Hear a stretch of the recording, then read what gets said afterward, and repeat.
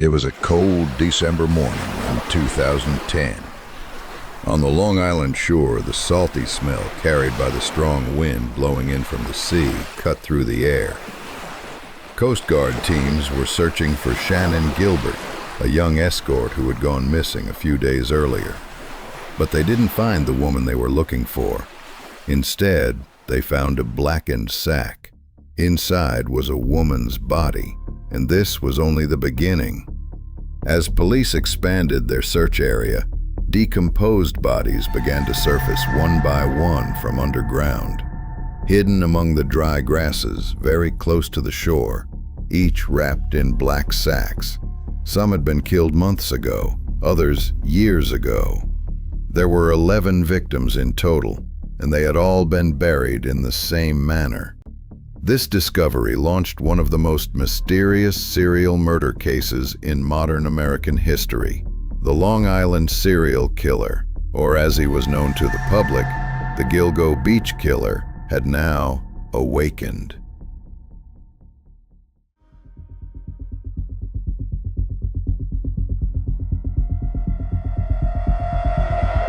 Almost all of the victims were women who worked as escorts online.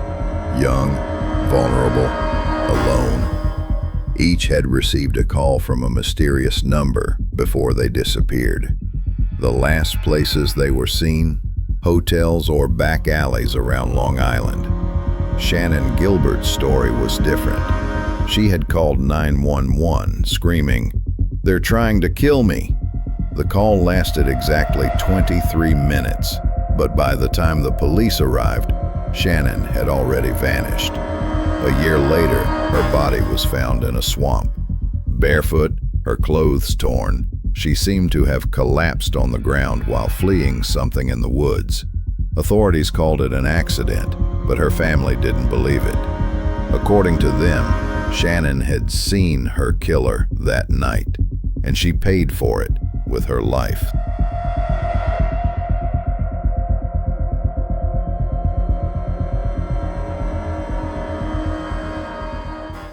As the police dug, the picture began to become clearer. All the women had been buried in the same area, in the same manner. Some were wrapped in blankets, others in sacks. The area where the bodies were found was like a map. It was like a cemetery planned in the killer's mind. Among them was a 16-year-old girl. Another had a newborn baby. The baby was also missing. Her body was found a few months later, just a few meters away from her mother.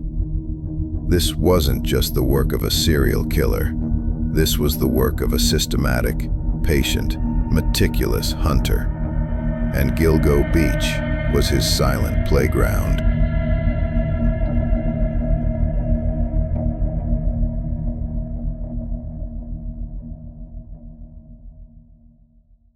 The victims' families began receiving strange phone calls weeks after their loved ones went missing. The number was private. The caller had a deep male voice. To some, he would say only a few words. "I was with him." Then he would hang up. The voice was calm, cool, almost cheerful. When the police traced the signal, the calls all came from the same area, Manhattan. This turned the investigation into a dark labyrinth. Who was the killer? A taxi driver? A police officer? Or just an ordinary family man?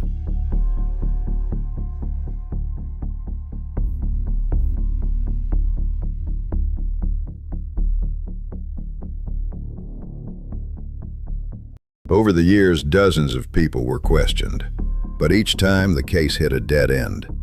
As technology advanced, the police re-examined DNA evidence and searched for new clues.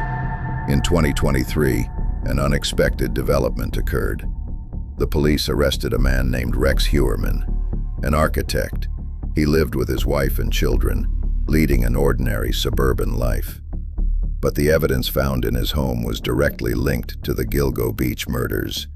The DNA of some of the victims matched the rope and hair samples found in his home. However, the case is still open. This is because experts believe there may have been more than one killer in the area. They think that behind it all, there may not have been just one person, but perhaps a network, a dark community.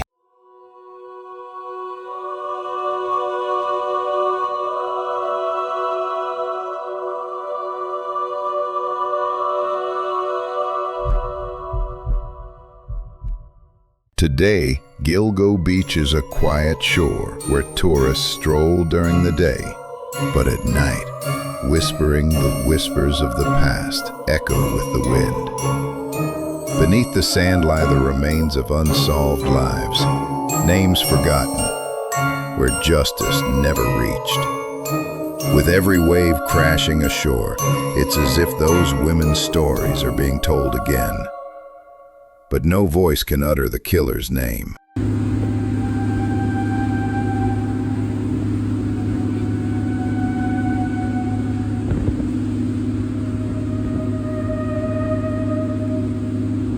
This case is a dark memory that America has forgotten. Gilgo Beach is no longer just a place name. It is a warning, because sometimes the quietest shores scream the loudest. And sometimes, justice is buried beneath the sand.